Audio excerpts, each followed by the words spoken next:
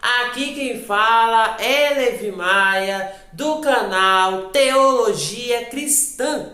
No vídeo de hoje vamos falar sobre a vida do profeta Elias. Exatamente, aquele que foi arrebatado aos céus pela carruagem de fogo, ou aquele que profetizou sobre o fim do rei Acabe e da sua descendência, ou aquele também que orou a Deus e o Senhor ressuscitou o filho da viúva de Sarepta, né? Então a gente vai falar sobre sua vida, quem foi ele e como que ele contribuiu para a história do povo de Israel. Vamos lá. Primeiramente, Elias nasceu na terra de Gileade, ou seja, ele é tisbita. Não se sabe ao certo sobre a sua vida pessoal e familiar, mas ele recebeu um chamado de Deus para profetizar sobre o fim do rei Acabe. O que acontece? O seu pai, o pai do rei Acabe, Onrim, ele fez uma aliança com as nações vizinhas e Jezabel e rei Acabe se casaram. E aí o rei Acabe, ele começou a adorar deuses pagãos do povo de Jezabel, e Jezabel começou a manipular o rei Acabe, né? Já que em Apocalipse fala que ela é a mãe das prostitutas. Ou seja, não mãe das prostitutas, mas assim, pode se referir, pode, mas o que eu tô aqui posso estar teorizando, mas ela é referida como espírito de Jezabel que adentra nas igrejas. E aí, no ano 9 antes de Cristo, quando Elias, né, já tinha nascido naquela época, cresceu, se tornou um grande profeta. E aí ele chegou perto do rei Acabe e disse: Rei Acabe, pare com isso, não seja idólatra, não venere outros deuses, venera somente ao Deus de Israel. E aí ele não escutou. Elias, ele fez uma grande profecia que haveria seca em toda Israel, do reino do norte de Samaria. Para quem não sabe, esses reinos, reino de Israel e Judá, foram divididos depois da morte do rei Salomão, que em breve vou contar a história do rei Salomão e também vou contar a história de outros reis de Israel e Judá, que, se eu não me engano, uma seguidora do Instagram pediu isso. Mas vamos continuar no assunto. E aí uma grande seca veio. Elias teve que fugir de Israel, foi para o Oriente, não o Oriente Médio, mas o Oriente de Israel. Ele ficou num local onde tem as águas, né? Onde tem os corvos ali que alimentavam com pão, ele comia com pão, com água. E foi assim durante 3 anos. Se eu não estiver enganado, foram 3 anos. Se eu não estiver enganado. E aí depois de muito tempo, Elias, ele saiu de lá, porque Deus disse que era para ele ir para Sarepta, porque tinha uma viúva para sustentar. Só que Elias achava que aquela mulher era uma mulher de posse, mas não era, era pobre. E tinha 1 miligrama de farinha, né? Ela tinha um filho e não tinha como sustentar. Mas Deus realizou um milagre na vida dela, que foi a multiplicação da farinha e do azeite.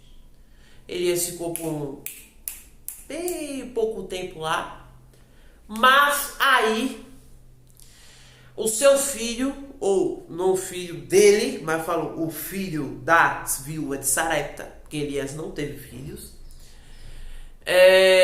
morreu.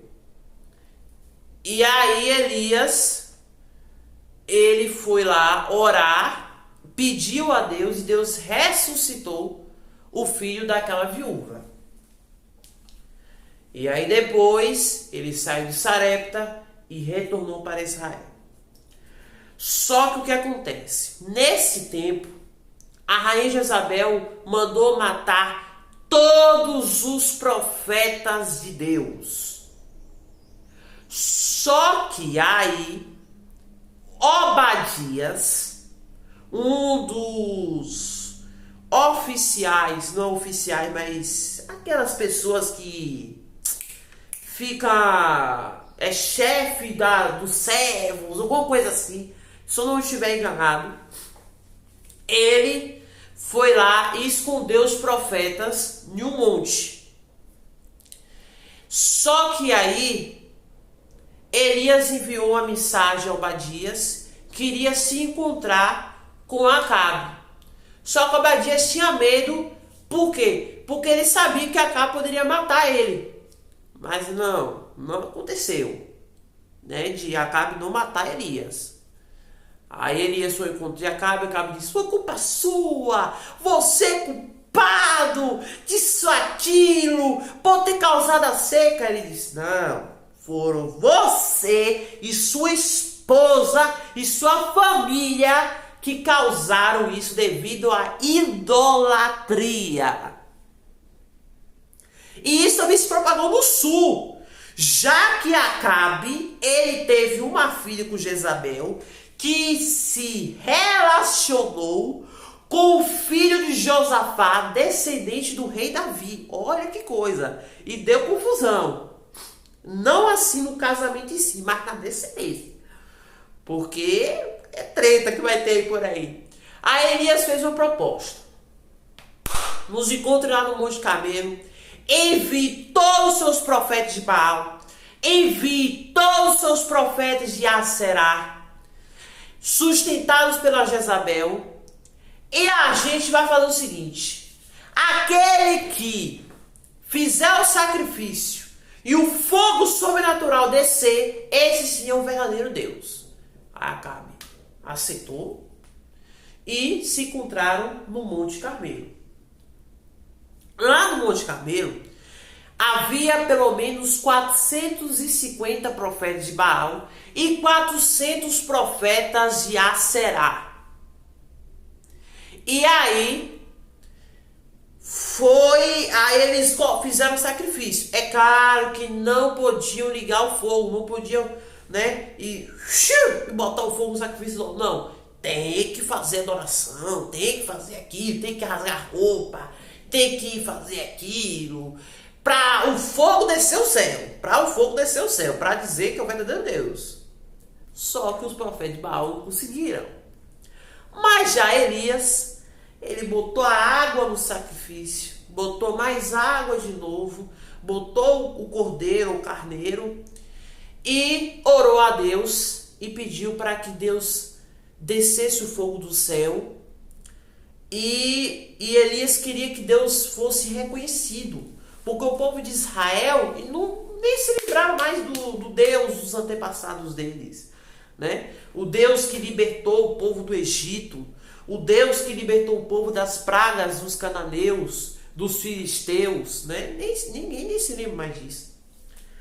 Aí depois todos reconheceram que Jeová é Deus e fizeram o quê? Mataram os profetas de Baal. E Elias, a profecia de Elias sobre a seca havia acabado, e aí veio a chuva. Só que engraçado que Elias foi mais rápido que a carruagem de Acabe. Foram 20, 30 quilômetros saindo ali, indo para outra direção, para outro caminho. Só que Jezabel ficou furiosa. Ela falou o quê? Acabe, vem cá. O que foi? Mate o profeta Elias. Eu quero que você mate o profeta Elias. Aí ele fala: tá certo. Aí Elias foi perseguido e Elias se escondeu no Só que aí ele queria se matar, porque ele estava um desânimo muito grande, né? Porque ele ia ser tantos feitos, Deus estava com ele, e o povo mesmo assim não reconheceu. Mesmo que alguns reconheceram no Monte Carmelo, ainda há pessoas que não reconheceram que Deus, Jeová, é Deus. Só que Deus falou para ele ir para Monte Horebe, onde Deus falou para Moisés acerca das leis das tábuas, né? Dos 10 mandamentos. Se eu não estiver enganado. Porque tem coisas que a gente tem que, né, maneirar um pouquinho. Quando foi para o Monte Horebe, Deus falou para ele para fazer 3 coisas. Ungir Hazael como rei da Síria, ungir Jeu como rei de Israel e ungir Eliseu como seu sucessor. Só que isso foi complementado por Eliseu. E complementado por Eliseu no seu ministério, né? Ou seja, Elias não fez essas 2 coisas antes, mas ele ungiu Eliseu como sucessor. E aí Eliseu foi acompanhando com Elias durante todas as missões.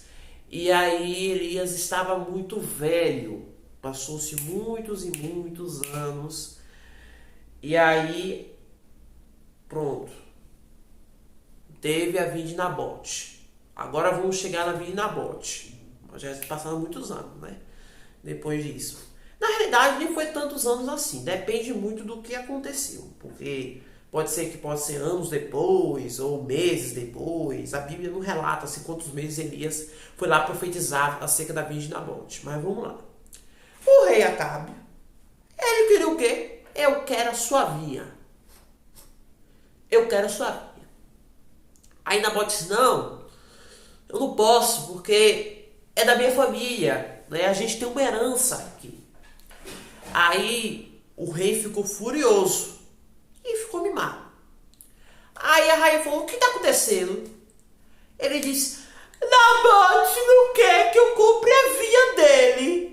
Aí ela falou bem assim, calma, peraí, eu vou matar esse desgraçado. Desculpa aí, mas eu tenho que fazer a apresentação, né? Aí ela foi lá e mandou, vem cá, meus amigos. Aí os caras foram lá, bate Nabote. E aí eles mataram Nabote. E aí o rei Acabe ficou com toda a vinha de Nabote. Só que Elias não gostou nada disso. E Deus mandou ele para profetizar sobre o seu filho e da sua dinastia. Só que aí Acabe se arrependeu. E Deus deu uma geração para que os seus descendentes sobrevivessem. Por que Deus ele deu uma chance a Acabe? Porque assim, Acabe se arrependeu. Mas eu falo assim, da geração de Jeorão com o filho de Jezabel. Deus estava se referindo a isso.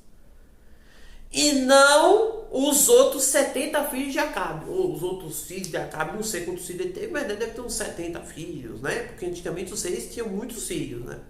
Eita lasqueira, muito filho.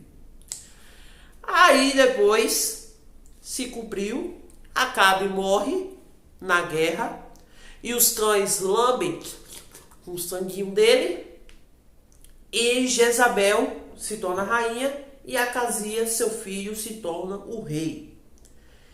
Só que Acasias, ele saiu ferido numa batalha e aí ele ficou em coma, assim, deitado e todo ferido. Ele falou bem assim, vamos fazer uma cultuação ao Baal Zebut e Baal Zebu para que eu possa me recuperar. Aí ele fez aquilo, né, consagrou aos deuses pagãos. Só que Elias não gostou nada disso, Deus também não gostou nada disso. E Elias mandou uma mensagem em que ele vai morrer por ter desviaram dos caminhos e não seguir o Deus de Israel. Como seu pai, né? Porque seu pai também, mesmo que ele acaba se arrependendo, ele voltou para os mesmos pecados. Só que aí, depende, porque pode ele ter se arrependido ou não, né? Só que aí, o nosso amigo Elias, ele ficou lá quieto, né? Ele mandou os mensageiros falar com o rei Acasias sobre que ele iria morrer. Só que Acasias ficou muito furioso e mandou um capitão e os seus soldados. Só que aí o fogo do céu, eita, caiu e morreu o capitão. Aí veio o segundo capitão e morreu também. Quando veio o terceiro capitão, junto com os outros soldados, ele pediu para que Elias fosse até lá pessoalmente e suplicou sua vida. E Elias percebeu aquilo e foi lá com eles. Aí ele falou para Acasias que queria morrer, e Acasias morre. Elias, ele já estava muito velho, como falei anteriormente, e Eliseu estava disposto a segui-lo, já que Elias estava se distanciando. Porque talvez Elias achava que era muito perigoso para Eliseu. E aí depois, eles foram para o Rio Jordão e Elias com seu manto fez assim, ó, pá, e abriu as águas do Rio Jordão. Elias passou para lá e aí, meus amigos, ele foi arrebatado. Mas antes, Eliseu pediu o seu dom espiritual, ou seja, pediu o dom espiritual de Elias. Só que ele disse que esse pedido cabe a Deus a fazer. Aí depois Elias foi arrebatado aos céus e ele está lá nos céus até hoje. Ele foi um dos profetas da Bíblia, junto com Moisés e com Enoque, que foram arrebatados. Mas Moisés foi morto e depois foi ressuscitado pelo arcanjo Miguel, que muitos diriam que o arcanjo Miguel seria Jesus Cristo. Mas essa hipótese a gente não é descartada, mas é teórica, tá? Essa hipótese é teórica. E Elias é citado em vários livros do Antigo Testamento, não só 1 Reis e 2 Reis, mas também em 2 Crônicas, se eu não estiver enganado, ou foi 1 Crônicas, em que ele manda uma carta ao rei Jeorão sobre os pecados que ele tinha cometido, né? Sobre a idolatria, a mesma coisa do reino do norte. Elias também, ele é citado no Novo Testamento por Jesus Cristo, que Jesus ele fala através de referências do ministério de João Batista. Elias estava na transfiguração junto com Moisés, então, no Novo Testamento. E Elias, teoricamente falando, segundo os estudiosos, ele pode ser as duas testemunhas do livro de Apocalipse. Porque Zacarias ele relata que o profeta Elias vai ser uma testemunha oliveira. Ou essa hipótese não pode ser descartada. Mas isso aí a gente sabe que é teórica. Porque às vezes a Bíblia pode dar uma interpretação assim, bem casual, sabe? Não estou desmerecendo, mas falando casual no sentido de pode ter um duplo sentido ali. Então, galera, é isso. Espero que tenham gostado do vídeo. Deus te abençoe. Um forte abraço, um beijo e até a próxima.